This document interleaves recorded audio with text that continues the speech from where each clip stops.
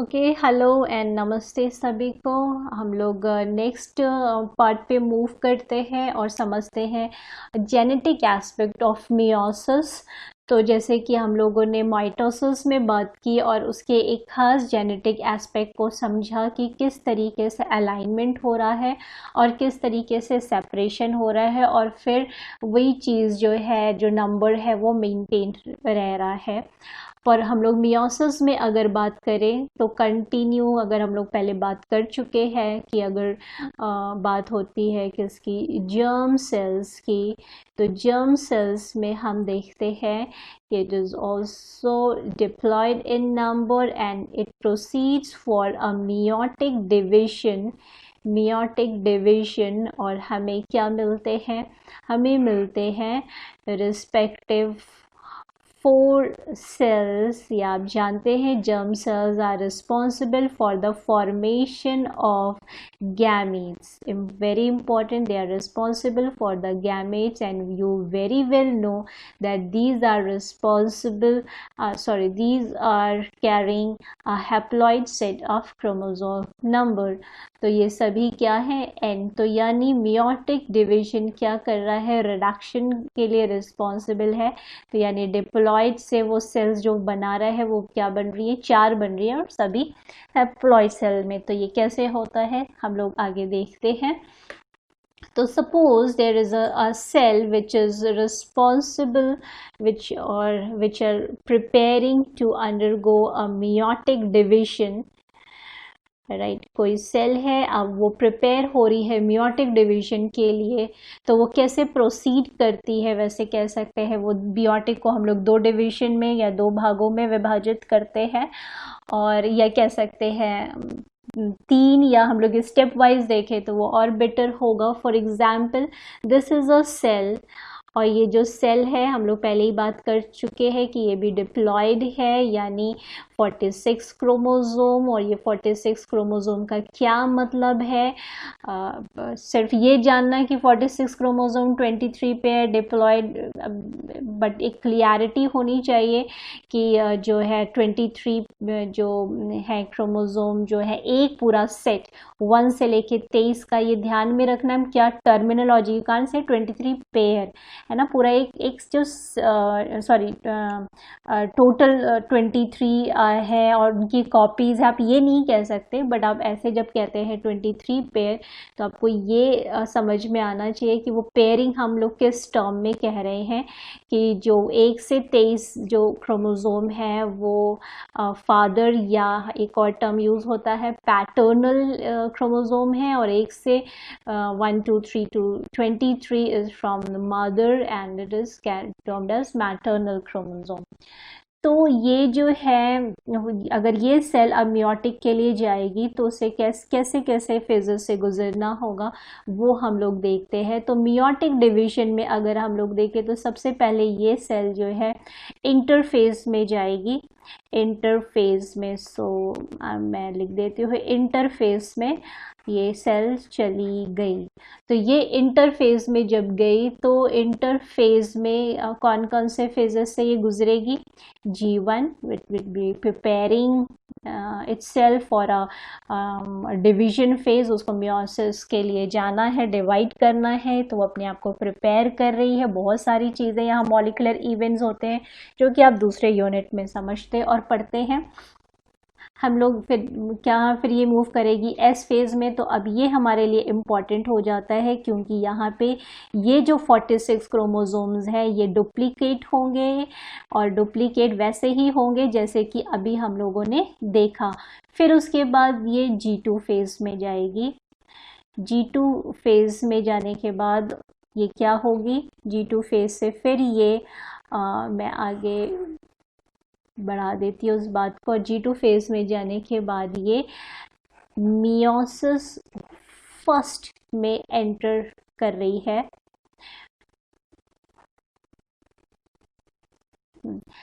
या आप इसको ऐसे भी कह सकते हैं कि मियोसिस फर्स्ट में इंटरफेज होता है, और ये include means you can say right हुए कि ओके, पहले जो मियोटिक डिवीजन है कहने का अपना अपना तरीका होता है कि ये मियोसिस फर्स्ट इंक्लूड करती है। दो मेजर इसके इवेंट्स होते हैं, meiosis first event and meiosis second event.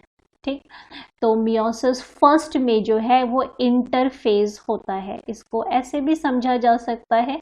पर मियोसिस सेकेंड में इंटरफेज इवेंट नहीं होता, यानी कि डुप्लीकेशन नहीं होगा। तो बात आपके लिए, क्योंकि अभी बहुत ज़्यादा आपको G1 और G2 के मॉलिक्यूलर इवेंट्स पे बहुत कॉन्सेंट्रेट नहीं करना है ना, बहुत चेक पॉइंट्स आपको देखना है।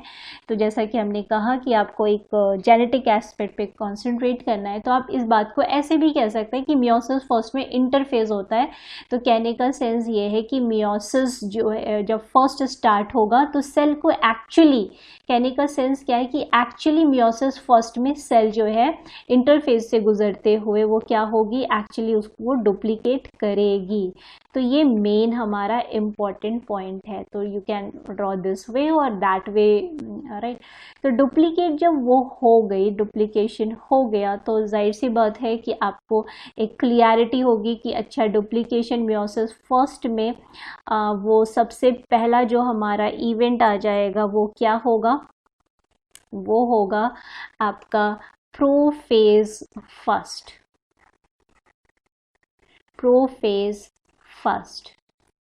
फिर उसके बाद होता है metaphase first, metaphase first, then the anaphase first, and at last the telophase first.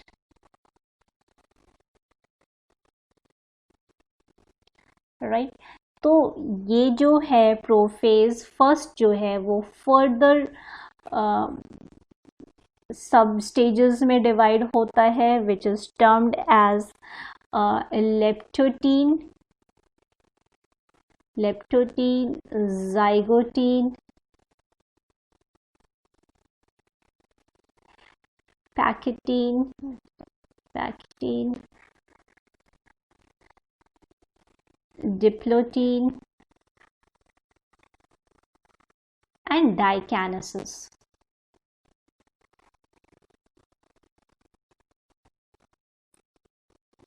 तो ये इसका मियोसिस फर्स्ट के ये मेन इवेंट्स हैं, right. So the point is कि इस मियोसिस फर्स्ट में जो हमें रिजल्ट मिलेगा वो ये मिलेगा कि जो सेल्स हैं उनके नंबर रिड्यूस होते हैं। चलिए अभी हम लोग देखते हैं सेल, सॉरी, क्रोमोसोम नंबर। तो बेसिकली अगर हम लोग इस इवेंट की बात करें तो हम लोग 1 बाय 1 अगर देखें तो हमने पहले ही कहा कि हम लोग मेजर बात पर ही ओरिएंट करेंगे। तो प्रोफेज फर्स्ट, प्रोफेज फर्स्ट में टोटलिटी अगर हम लोग देखें तो प्रोफेज फर्स्ट में होने क्या वाला है, तो प्रोफेज फर्स्ट में आप लोग देख चुके हैं कि प्रोफेज फर्स्ट में एंट्री करने से पहले ये सेल इंटरफेस में गई थी और वहाँ पे वो एस फेज में डुप्लीकेट उसने किया, जैसे यहाँ पे हम लोग ने बात किया। तो जब डुप्लीकेट कर दिया होगा तो ऑब्वियस सी बात है हम लोग अब सेल्स को कैसे ड्रॉ कर सकते हैं। Again you can draw like this, है ना। ये सेल अभी कैसी थी, suppose this was the cell, और हम लोग जैसे आप वहाँ पे बनाते थे वैसे ही बनाएंगे। तो ये दिस वॉज अ केस कि ऐसे ऐसे आप फादर के 23 क्रोमोसोम इमेजिन करने हैं और मदर से आए हुए सेम 1 to 23 क्रोमोसोम आपको इमेजिन करने हैं। तो ये आपकी क्या हो गई थी, 46 क्रोमोसोम। अब यही सेल जब इंटर फेज में एंटर की और एस फेज में आई तो ये सभी क्या हो गए, ये डुप्लीकेट होना शुरू कर दिए। तो डुप्लीकेट हमने पहले भी बात की थी कि यहाँ पे एक्चुअली में थ्रेड लाइक स्ट्रक्चर बनाना चाहिए, बट थोड़ा इजी अंडरस्टैंडिंग के लिए हम लोग कंडेंस स्ट्रक्चर ही ड्रॉ करने लगते हैं। तो हम लोग प्रोफेज फर्स्ट में अगर हम देखें, क्योंकि हम लोग पूरे स्टेजेस की बात नहीं कर रहे हैं, हर एक इवेंट की नहीं, जैसे आप लोग जानते हैं लेप्टोटीन में हल्का हल्का कंडेंसेशन शुरू, न्यूक्लियर मेम्ब्रेन या न्यूक्लियोलस का डिसोल्यूशन शुरू हो गया, जाइगोटीन में होमोलॉगस पेयरिंग होगी, पैकेटीन में क्रॉसिंग ओवर होना शुरू होता है। आप लोग ये मेन इवेंट कहीं ना कहीं जानते हैं, बट हम लोगों को फिर से वही बात अपने जेनेटिकल एस्पेक्ट पे बहुत ज़्यादा फोकस करना है। और अभी यहाँ पे अगर हम लोग देखें तो यही जो 1 क्रोमोसोम फादर का था वो रेप्लिकेट कर चुका है। ऑब्वियसली क्रोमोसोम नंबर जो 1 है मदर का भी रेप्लिकेट कर चुका होगा। इसी तरीके से 2 रेप्लिकेट कर चुके होंगे। जो हम लोगों ने जितना आप ड्रॉ करेंगे वो बहुत अच्छी प्रैक्टिस होती है, तो do try to prepare your notes accordingly. तो हम लोगों ने देखा कि इसी तरीके से ये क्या करते जाएंगे, ये रेप्लिकेट हो चुके हैं, हम इसे प्रोफेज में रिप्रेजेंट कर रहे हैं कि ये कुछ इस तरीके से ये क्या होंगे, यानी सभी 23 जो थे वो अब रेप्लिकेट हो चुके हैं और प्रोफेज फर्स्ट में इस तरीके की चीज़ें हो चुकी हैं।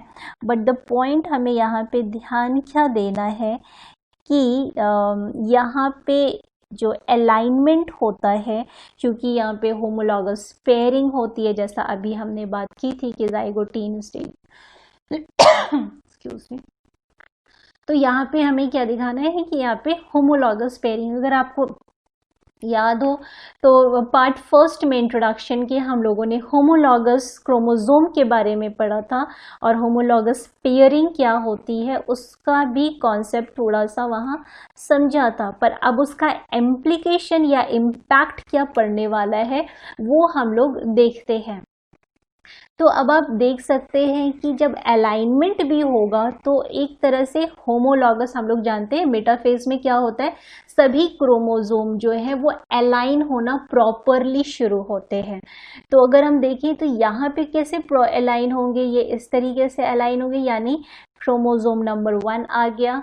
मान लीजिए यहाँ पे मैं क्रोमोसोम नंबर मैं 2 कर देती हूँ, या मैं यहाँ पे सपोज इस तरीके से क्या होगा, अलाइनमेंट हो गया, ठीक है। इस तरीके से क्रोमोसोम नंबर 1, ओके। तो अभी आप ये समझ रहे होंगे कि होमोलॉगस पेयरिंग किसके किसके बीच में होती है, ये अंडरस्टूड है। Chromosome number 1 will pair up with chromosome number 1 from mother, 2, 2, 3, 3, 4। हाँ, ये अलग बात है कि भाई ये शिफ्टिंग ज़रूरी नहीं है, 3 यहाँ भी आ सकता है, ये 2 यहाँ भी आ सकता है, 4 यहाँ भी जा सकता है, ये इस तरह की पेयरिंग हो सकती है। प्लस ज़रूरी नहीं ये वाला जो मदर का जो यहाँ पे मैंने बनाया है ये या ये जो है ये इधर भी शिफ्ट हो सकता है, ये यहाँ भी हो सकता है। मीन्स मैं अगर थोड़ा सा इसको एक और बार ड्रॉ करने की कोशिश करूँ तो आप लोग समझ सकते हैं कि we can draw like this also, कि यहाँ पे मैंने इस तरीके से, मतलब रैंडम अरेंजमेंट हो सकता है, बट हो कैसे रहा है, होमोलॉगस पेयरिंग, यानी मैंने ऐसे कर दिया, ये 5th क्रोमोसोम है, राइट, 5th क्रोमोसोम यहाँ आ गया।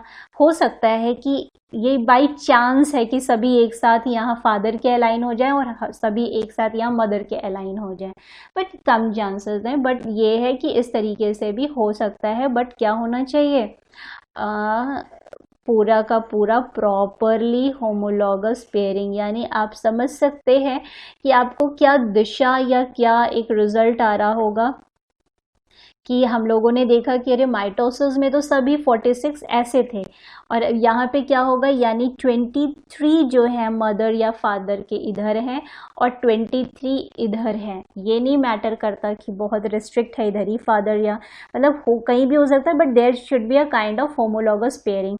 होमोलॉगस पेयरिंग क्या होती है हम लोग देखें कि ये हम लोग बात कर चुके हैं, जिनको क्लियर नहीं है वो एक बार और देख सकते हैं पहला वीडियो। तो इस तरीके से 23 आप देख रहे हैं यहाँ ऐसे अलाइन हो गए हैं। तो जब एनाफेज आएगा तो एनाफेज आएगा, उसके बाद का रिजल्ट क्या आ जाएगा, आप देख सकते हैं कि एनाफेज के बाद में हमें क्या रिजल्ट मिलने वाला है, क्योंकि हम जानते हैं एनाफेज में स्पिंडल फाइबर्स का फॉर्मेशन होता है, वो स्टार्ट होते हैं अटैच होना किससे, सेंट्रोमियर से, और फिर उस तरीके से सेपरेशन स्टार्ट होता है। जो अभी मेटाफेज पे क्रोमोसोम थे वो अब ऑपोजिट पोल पे स्पिंडल फाइबर्स की मदद से मूव करते हैं। ठीक है, तो हम लोग ऐसे बना सकते हैं कि okay, can draw like this, कि यहाँ पे हमने मान लो हमने पहला ऐसे क्रोमोसोम फादर का बना दिया, राइट। ऐसे ये पूरे आएंगे, वहाँ पे सिर्फ क्रोमैटिड आ रहा था। ये क्रोमोसोम नंबर 1 डुप्लीकेटेड वर्जन हमें दिख रहा है ना। तो ये पूरा इस तरीके से, लास्ट वाला मैं एक रेड कर देती हूँ ताकि कंफ्यूजन ना हो आप लोग को।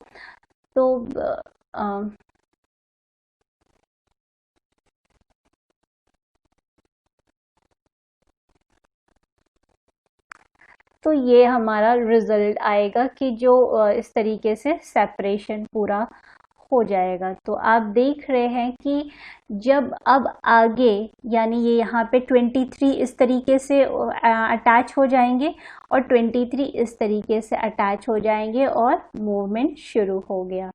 बट अगर हम देखें तो हमारा रिजल्ट क्या आएगा, टेलोफेज के बाद फिर वही सारे इवेंट्स होते हैं, हमारी 2 सेल्स बनेंगी। तो मैं फाइनली 2 सेल्स बना रही हूँ। तो ये आपकी 2 सेल्स आएंगी और अब आपको मैच आउट करना है ये जो सेल्स आपको दिखेंगी वो किस तरीके से इनका कॉन्स्टिट्यूएंट होगा। Let's see. तो अगर हम लोग ये देखें कि अगर इनको हम इसमें रख दें कि okay this was from father, कुछ क्रोमोसोम फादर के होमोलॉगस पेयर इधर मूव कर गए हैं, कुछ मदर के भी आए हैं, right, and so on, right. हम लोग पूरा नहीं बनाना पॉसिबल है, 23 इधर 23, ये आपके समझ में आ जाना चाहिए। आपको इमेजिन करना है कि हाँ हमारे इधर इस तरीके से मूव कर गए हैं। ठीक है, तो इस तरीके से हम लोगों ने ऐसे ड्रॉ कर दिया है। तो हमें ये आ रहा है। अब आप अगर आप देखें तो आपको ये समझ में आएगा कि यहाँ पे फिर कितने क्रोमोसोम होंगे, 23। यहाँ पे कितने क्रोमोसोम होंगे, 23। ये बात ध्यान में रखने, अगर मैंने यहाँ नंबरिंग की 1 लिखा, 2 लिखा, 3 लिखा, सपोज ये 4th क्रोमोसोम है, यानी 4th क्रोमोसोम अगर यहाँ पे है मदर का, तो ऑब्वियस सी बात है फादर का भी यहाँ पे नहीं आ सकता। ऐसा नहीं कि फादर का ऑब्वियसली यहाँ पे होगा। तो हम लोग एक इम्पॉर्टेंट चीज़ का रिजल्ट निकाल रहे हैं। यहाँ पे 1 2 3 ऐसे आप और भी चीज़ें बना सकते हैं। यहाँ पे आप चाहे तो एक और यहाँ पे ही आप 5th क्रोमोसोम बना सकते हैं और इमेजिन करें क्योंकि ये मदर का होगा तो आपके दिमाग में ये ज़रूर होगा कि अच्छा यहाँ पे जो होगा वो डेफिनेटली फिर फादर का 5th वाला होमोलॉगस यहाँ पे आया होगा। So this is a kind of thing you can do. और उसके बाद हमें क्या समझ में क्या आ रहा है कि ओके, यानी इसी तरीके से करते करते यहाँ पे 23 आ गए। आपको ये नहीं लग रहा है कि ये 1 और फिर एक और 1 यहाँ पे, ये नहीं है, ऐसा नहीं है। यानी इसीलिए यहाँ पे क्या हम पेयर वर्ड यूज़ करेंगे, इसलिए इस चीज़ को क्लियर करिए। यहाँ पे 1 फ्रॉम फादर ये जो है तो 1 मदर का यहाँ पे है, तो क्या हम यहाँ पे हमें किसी तरीके की पेयर क्रोमोसोम मिलेंगे, नहीं मिलेंगे। पर जब तक हम लोग जब डिप्लॉयड कंटेस्ट देखते हैं, इस फॉर्मेट में देखते हैं, तो एक फादर से है पहला वाला क्रोमोसोम तो पहला वाला क्रोमोसोम मदर का भी होगा, दूसरा फादर का तो दूसरा।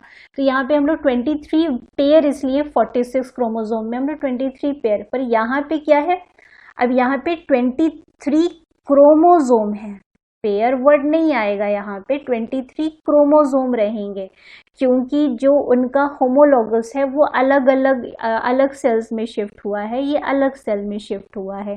कोई भी रिपीटेड पेयरिंग हमें नहीं दिख रही। यहाँ पे 23 क्रोमोसोम, 23 क्रोमोसोम कौन से, 1 से लेके 1 2 3 से लेके 23। तो ये हमारा क्या हो गया, एक सेट हो गया। ये क्या है 1 से लेके 23, ये हमारा क्या हो गया, एक सेट हो गया। और ये एक ही सेट है तो हम इसको कहते, इसको हम क्या कहेंगे कि ये जो हमारा ये नंबर क्या हो गया, रिड्यूस हो गया, ये पूरा रिडक्शन हो चुका है। इसीलिए मियोसिस फर्स्ट को हम लोग रिडक्शनल डिवीजन भी बोलते हैं। मियोसिस फर्स्ट को हम लोग रिडक्शनल डिवीजन भी बोलते हैं, क्योंकि यहाँ पे क्रोमोसोम नंबर क्या हो गए हैं, वो रिड्यूस हो गए। तो यहाँ पे हमें कुछ इस तरीके को देखने को मिलता है। तो ये बात आई थिंक आपको क्लियर हो गया। अब हमारे जो इम्पोर्टेंट पॉइंट, एक तो ये हो गया किस तरीके से हम सेट की बात कर रहे हैं, दूसरा यहाँ पे हम लोग देख रहे हैं होमोलॉगस जो क्रोमोसोम है वो पेयर करते हैं और इस तरीके से, यानी यहाँ पे आप देख रहे हैं वहाँ पे क्या हो रहा था कि जो क्रोमैटिड्स है वो टूट के अलग हो गए, है ना, सेंट्रोमियर टूटा, मतलब यहाँ से आपकी अलग हो जा रहे थे ये इस तरीके से, क्योंकि माइटोसिस में हम लोगों का अरेंजमेंट कैसा था, यही 46 टोटल, ये क्या है 23 यहाँ, तो टोटल 46 हैं, पर ये अरेंज इस तरीके से हैं। वहाँ पे सारे के सारे कैसे अरेंज थे, एक अलाइनमेंट में अरेंज थे सभी, चाहे मदर फादर सभी का अरेंजमेंट कैसे था, ऐसे था। तो इस वजह से सभी 46 यहाँ गए, 46 यहाँ गए। पर यहाँ पे क्या हुआ, होमोलॉगस पेयरिंग की वजह से, तो जब पेयरिंग होगी तो आधे इधर आ गए, आधे इधर आ गए, तो जब आधे इधर आ गए तो हमें आधे आधे दिखते हैं, तो इस तरीके से रिडक्शन हो जाता है। पर यहाँ पे हमें नहीं दिखता है इस तरीके का। और इम्पॉर्टेंटली वहाँ पे क्या सेपरेशन हो रहा था, यहाँ पे सिस्टर क्रोमैटिड्स अलग हो रहे थे, सेपरेट हो रहे थे। यहाँ पे होमोलॉगस क्रोमोसोम्स अलग होते हैं। So these are very important and crucial point to understand, right. तो हमारे लिए ये फिर इम्पॉर्टेंट हो जाता है किस तरह से गैमेट्स बनेंगे, कितने टाइप ऑफ गैमेट्स बनेंगे, जैसा कि आप लोग जानते होंगे जेनेटिक्स के, these are a kind of question. But अगर हमें विजुअलाइजेशन में क्लियर है कि अच्छा क्रोमोसोम कहाँ सेपरेट हो रहे थे, कहाँ क्या चीज़ें हो रही थी, तो फिर किस तरीके से हमें गैमेट्स के फॉर्मेशन मिलेंगे, कितने टाइप्स के मिलेंगे, you can learn out there, right.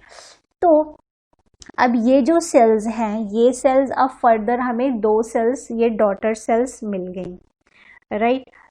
तो इनका क्या हो गया, जो क्रोमोसोम नंबर था वो हाफ हो चुका है, ये हमें दिख रहा है। अब ये जो सेल्स हैं ये आगे बढ़ के क्या करेंगी, जैसा हम लोगों ने बात की थी, मियोसिस सेकेंड के लिए जाएंगी। तो हम लोग ये ड्रॉ कर सकते हैं कि अब ये दोनों सेल्स ही मियोसिस सेकेंड के इवेंट के लिए जाएंगी, यानी इनका दोबारा डिवीजन होने वाला है, राइट। तो इम्पॉर्टेंट पॉइंट यहाँ पे क्या आएगा कि यहाँ पे ये फिर से इंटरफेज में एंटर नहीं करेंगी कि ये फिर से डुप्लीकेट हों, ये भी एक इम्पॉर्टेंट पॉइंट है, ये ऐसा नहीं होने वाला है। तो अब आप क्या कर सकते हैं कि यहाँ पे आप जो प्रोफेज यहाँ पे क्या शुरू होगा, वैसा ही प्रोफेज फर्स्ट शुरू होगा, राइट। फिर उसके बाद मेटाफेज आएगा, मेटाफेज, सॉरी प्रोफेज सेकेंड अब हम लोग बोलेंगे, मियोसिस सेकेंड ये टर्म ले लिया, मेटाफेज सेकेंड। तो हम लोग मेटाफेज सेकेंड पे सीधे आते हैं, हमारे लिए इम्पोर्टेंट वही है। तो मेटाफेज सेकेंड में अगर आप दिमाग लगाएं तो मेटाफेज सेकेंड में ये जो 23 क्रोमोसोम अभी आए, अभी क्या हो जाएंगे, ये इस तरीके से यहाँ पे अलाइन होना शुरू होंगे, you know this very well. Same meiosis second में ज़्यादा दिमाग भी नहीं लगाना है, क्योंकि एकदम सेम होता है उसकी तरह, माइटोसिस की तरह। Meiosis second is equal to mitosis. तो हम लोग यहाँ पे इस तरीके से अरेंजमेंट कर सकते हैं। यहाँ में दिख रहे हैं कि क्रोमोसोम मेटाफिजिक प्लेट पे इस तरीके से अलाइन हो रहे हैं। यहाँ पे अब एक बार पेयरिंग हो चुकी है, अब ज़रूरत नहीं है। सेम क्या होगा जैसा माइटोसिस में हुआ था, अब जब ये मूव करेंगे एनाफेज सेकेंड के लिए, तो सेपरेशन होगा। सेपरेशन में क्या होगा, सेपरेट ऑपोजिट पोल्स पे ये मूव करेंगे, ऑपोजिट पोल्स पे मूव करेंगे, सेम वे स्पिंडल फाइबर्स का फॉर्मेशन, और ये हम देख रहे हैं। तो सेंट्रोमियर ब्रेक ऑफ होगा, राइट। और उसके बाद इस तरीके से we can draw like this, कि इस तरीके से अब क्या होगा, क्रोमैटिड्स यहाँ पे हमें सेपरेट होते हुए दिख रहे हैं। Sorry, should be in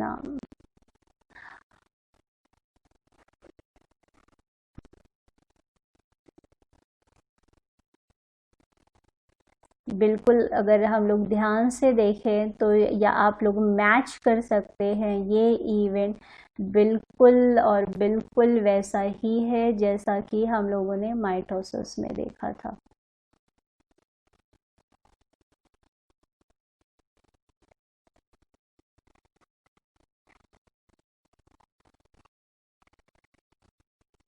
right. तो इस तरीके से अभी हम लोग के पास ये चीज़ क्या आ गई, एनाफेज में ये आया। उसके बाद obviously then we will move on to telophase, और हमें क्या मिल जाएंगी, क्या मिल जाएंगी, यहाँ पे फिर कॉन्स्ट्रिक्शन पॉइंट जनरेट होगा, ये सेल्स अलग होंगी, और हमें हमें अंत में जो रिजल्ट आएगा वो क्या आएगा, ये सेल जो है फाइनली हमें 2 सेल्स का रिजल्ट देगी, राइट। ये हमारी ये एक सेल बन गई, या एक सेल बन गई, ये third one from this cell, 2 cells arise हो रही हैं। और अब आप देखें तो आप किस तरीके से ड्रॉ कर सकते हैं कि यहाँ पे ऑब्वियस सी बात है यहाँ 23 होंगे, तो इस तरीके से हमें यहाँ पे 23 मिलेंगे।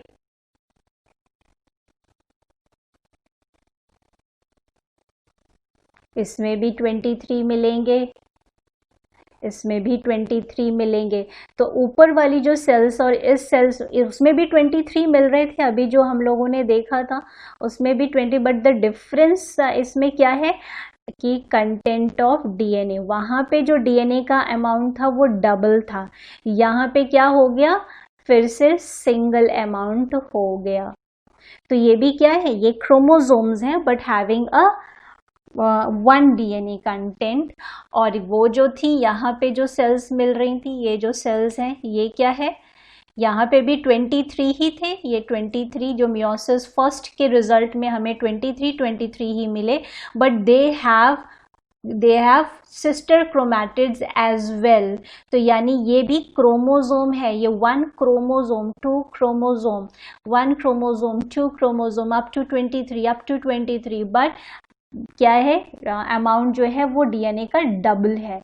बट यहाँ पे क्या है, यहाँ पे अब ये आधा आधा हो गया डीएनए का कंटेंट, और हमें क्या हो गया, ये भी क्रोमोसोम नंबर तो 23 ही है, 23 chromosome 23 I am not using the term pair, यहाँ पे पेयरिंग का कॉन्सेप्ट नहीं है, ठीक है, 23 क्रोमोसोम। तो क्यों नहीं है, अब ऐसा नहीं सोचना यहाँ रेड है यहाँ ब्लैक है तो ये तो पेयर करने चाहिए, नहीं, हमने पहले ही बता दिया है कि ये अलग है। यहाँ पे 1 इसका यहाँ मूव कर चुका है, 1 मतलब कॉपी में ये अरेंज नहीं है। जब भी डिप्लॉयड होता है तो आप कह सकते हैं 2 सेट है तो वहाँ पेयरिंग पॉसिबल है या पेयर टर्म पॉसिबल है, पर जब आप 23 कह रहे हैं तो वो आपके पास अब एक सेट है, कोई रिपीटेड कॉपी इसकी नहीं है। तो अगर हमने जो लास्ट में बनाया तो मैंने इसका एक क्रोमैटिड इसका बनाया, एक इसका, और समझ लीजिए एक इसका एक इसका, ठीक है, और बाकी सेपरेट हो गया। फिर दूसरी सेल में हमने ये जो पहली सेल में हमने इसका बनाया था, और दूसरी इस सेल में हमने ये जो 4 रिप्रेजेंट कर रहे हैं वो क्या रिप्रेजेंट कर रहे हैं, वो एक इस यहाँ पे इसका ये, राइट। तो ये चीज़ है, तो आप देख रहे हैं 1 2 3 4 5, ठीक है, तो इसका 1 2 3 4 5 जो है इधर आ गए, 1 2 3 4 5, तो इसको अगर हम नंबरिंग कर दे 1 2 3 4 1 2 3 4, तो यहाँ पे कॉपीज नहीं है कि आप यहाँ पेयरिंग कराएंगे, ये 23 1 से 23 तक क्रोमोसोम है, किसी का भी, मैं बार बार बोल रही हूँ क्योंकि ये कन्फ्यूजन जनरेट होता है, राइट। 1 से 23 क्रोमोसोम है, तो ये 1 2 3 4, ऐसा नहीं बोलेंगे कि ये 1 फ्रॉम मदर ये आया हो, फादर आया होगा रेड वाला, फिर मदर से आया होगा, नहीं, ये थर्ड क्रोमोसोम है मदर का। फर्स्ट क्रोमोसोम मदर का ये इधर चला गया तो वो पेयर अप नहीं कर सकता है। सेकेंड क्रोमोसोम का फादर का यहाँ है, तो सेकेंड का मदर का जो क्रोमोसोम है वो इधर आ चुका है, तो पेयरिंग इज नॉट पॉसिबल। तो रिप्रेजेंटेशन कैसे करना है, कैसे सेग्रीगेशन हो रहा है और सेपरेशन हो रहा है, तो अब आपके दिमाग में ये होना। अब आपके सामने ये क्या होगी, यानी मियोसिस के बाद आपको जो रिजल्ट मिल रहा है वो क्या मिल रहा है, आपको 4 गैमेट्स मिल रहे हैं, और वो कैसे हैं, दे आर हैप्लॉइड, राइट। और ये जो मियोसिस सेकेंड होता है, आप देख रहे हैं माइटोसिस की ही तरह है, और इसको हम कहते हैं इक्वेशनल डिवीजन, राइट। तो माइटोसिस यहाँ पे रिडक्शन नहीं हो रहा है, मेंटेन ही है उतना ही क्रोमोसोम नंबर, तो ये है कि इसको मियोसिस सेकेंड या मियोसिस सेकेंड जो है वो क्या हो गया हमारा, इक्वेशनल डिवीजन।